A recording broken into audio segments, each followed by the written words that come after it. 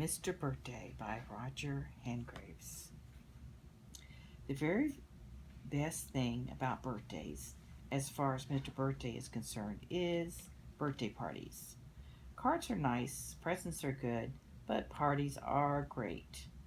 Mr. Birthday likes birthday parties so much that he is never without his party hat. He always has his party hat on. And Mr. Birthday is very good at organizing birthday parties. He likes to make sure that everyone knows that he knows has a party on their birthday.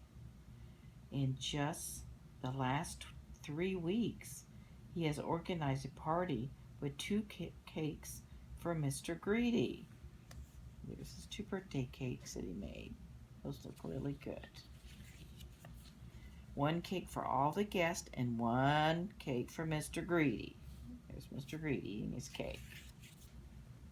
A party with silly hats for Sally because Mr. Silly is silly. And a party with no balloons for Mr. Jelly because Mr. Jelly is scared of balloons in case they go pop.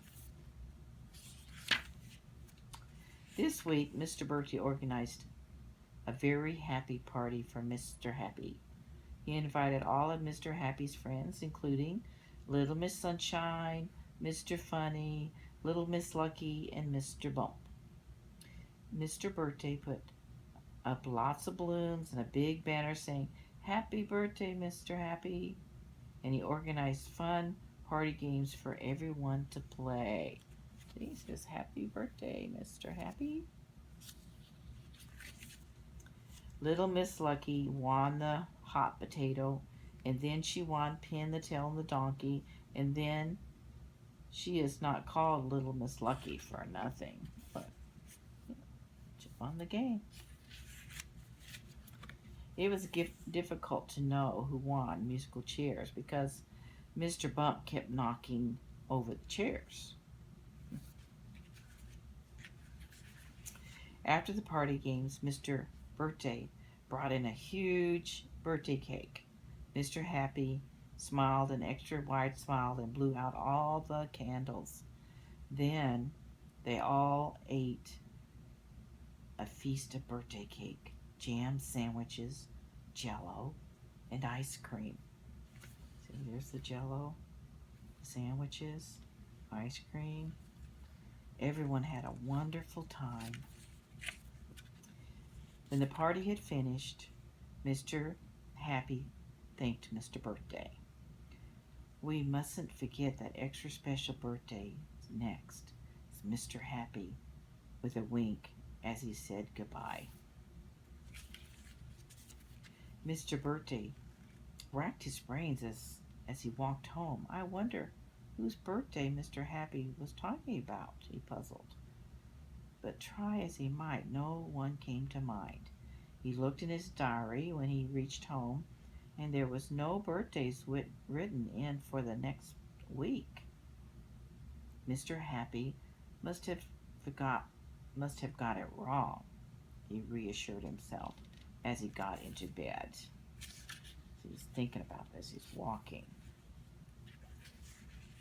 But the next day, Mr. Birthday kept overhearing things that seemed to suggest there really was a very important birthday coming up. He passed Mr. Worry in the street.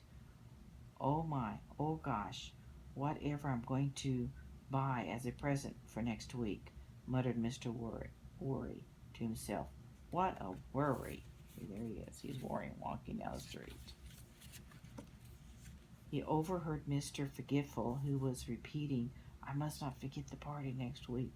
I must not forget the party next week.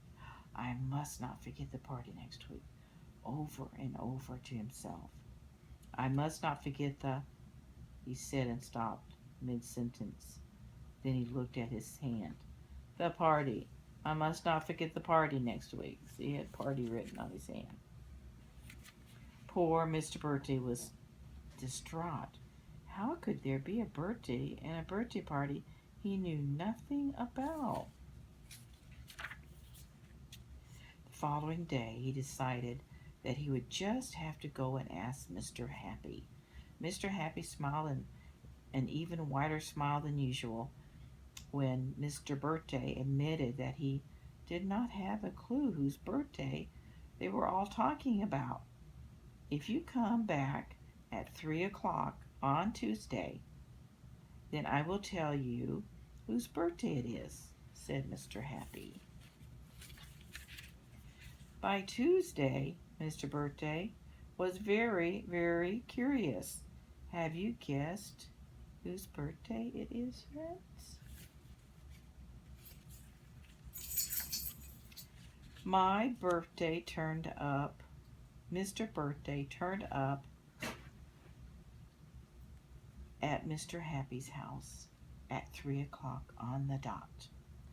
Have you got to tell me now? You have got to tell me now, burst out Mr. Birthday when Mr. Happy opened the door.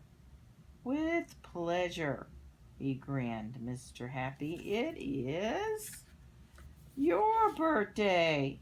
Happy birthday, Mr. Birthday, cried all of Mr. Birthday's friends. Mr. Birthday blushed. How silly of me, he said. Hope you enjoyed the book.